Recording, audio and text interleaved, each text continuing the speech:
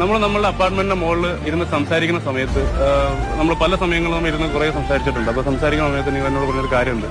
കേസിൽ ഒരു സമയത്ത് ഞാൻ ഇതിന്റെ മുകളിൽ നിന്ന് ചാടി തീരുമാനമായാലോ എന്ന് വരെ വിചാരിച്ചിട്ടുണ്ട്. അങ്ങനത്തെ ഒരു സിറ്റുവേഷൻ വരെ നിങ്ങൾ കടന്നു പോയി. നിങ്ങൾ ജോലി ഒഴിവാക്കി കരിയറിന് വേണ്ടിയിട്ട് ഇവിടെ വന്ന് ഒന്നും ആയില്ല.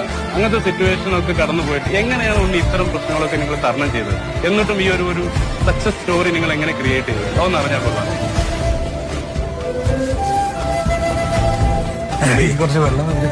அப்படின்னா உங்க ஹீரோ தோத்துட்டானா? தோத்துட்டான். அடுத்து என்ன பண்ண போறான் உங்க ஹீரோ? இல்ல கிவ் அப்? காயப்பட்ட சிங்கத்தோட மூச்சு கர்ச்சனையோட பயங்கரமாயிருக்கும்.